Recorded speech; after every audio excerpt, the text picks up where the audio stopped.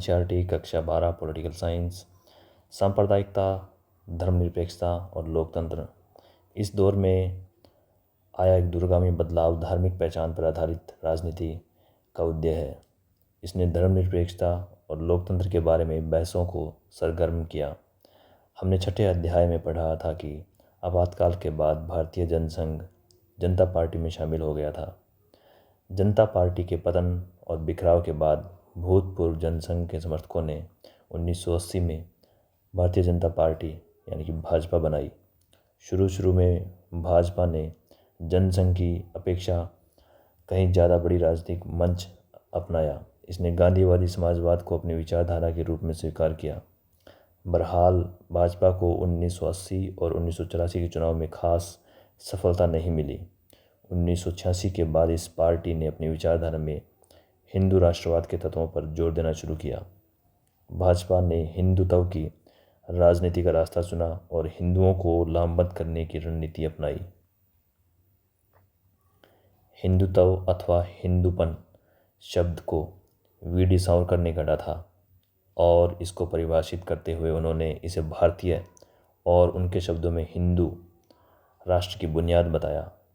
उनके कहने का आशय था कि भारत राष्ट्र का नागरिक वही हो सकता है जो भारत भूमि को न सिर्फ पितृभूमि बल्कि अपनी पुण्य भूमि भी स्वीकार करे।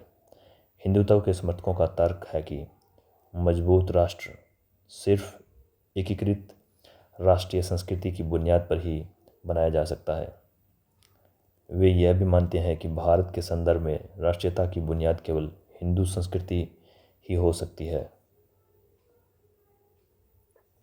1986 में ऐसी दो बातें हुई जो एक हिंदूवादी पार्टी के रूप में भाजपा की राजनीति के लिहाज से प्रधान हो गई। इसमें पहली बात 1985 के शाहबानो मामले में जुड़ी है। यह मामला एक 62 वर्षीय तलाकशुदा मुस्लिम महिला शाहबानो का था।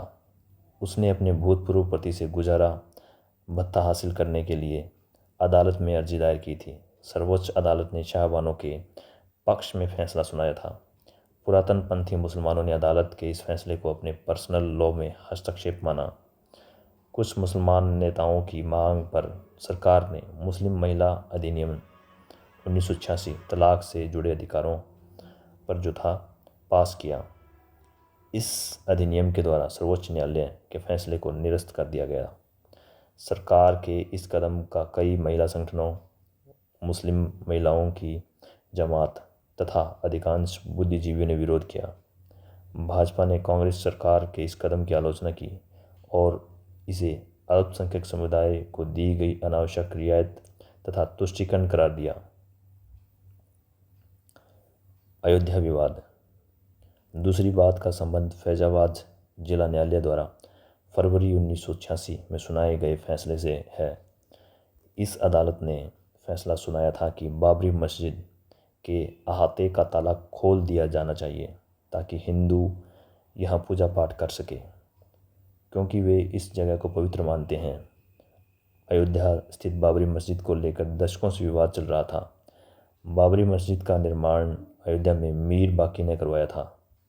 यह मस्जिद 16वीं सदी में बनी थी। मीर बाकी मुग़ल शासक बाबर का सिपाह सालार था।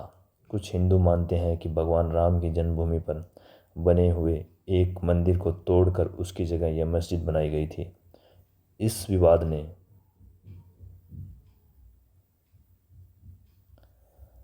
अदालती मुकदमे का रूप ले लिया और मुकदमा कई दशकों तक जारी रहा। 1940 के दशक के आखिरी सालों में मस्जिद में ताला लगा दिया गया क्योंकि मामला अदालत के हवाले था। जैसे ही बाबरी मस्जिद के अहाते का ताला खुला, वैसे ही दोनों पक्षों में लामबंदी होने लगी। अनेक हिंदू और मुस्लिम संगठन इस मसले पर अपने अपने समुदाय को लामबंद करने की कोशिश में जुट गए। भाजपा ने इसे अपना बहुत बड़ा चुनावी और राजनीतिक मुद्दा बनाया। राष्ट्रीय स्वयंसेवक संघ और विश्व हिंदू परिषद जैसे कुछ संगठनों के साथ भाजपा ने लगातार प्रतीकात्मक और लामबंदी के कार्यक्रम चलाए।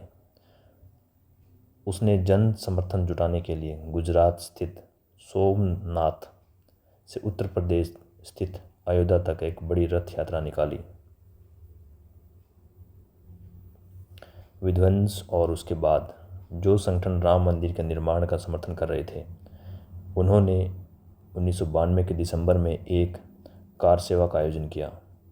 इसके अंतर्गत राम भक्तों से आह्वान किया गया कि वे राम मंदिर के निर्माण में श्रमदान करें। पूरे देश में माहौल तनावपूर्ण हो गया। अयोध्या में यह तनाव अपने चरम पर था। सर्वोच्च न्यायालय ने राज्य सरकार को आदेश दिया कि वह विवादित स्थल की सुरक्षा का पूरा इंतजाम करे। बहरहाल 6 दिसंबर 1992 को देश के विभिन्न भागों से आए लोग आ जुटे और इन लोगों ने मस्जिद को गिरा दिया। मस्जिद के विध्वंस की खबर से देश के कई भागों में हिंदू और मुसलमानों के बीच झड़प हुई। 1993 के जनवरी में एक बार फिर मुंबई में हिंसा भड़की और अगले 2 हफ्तों तक चली।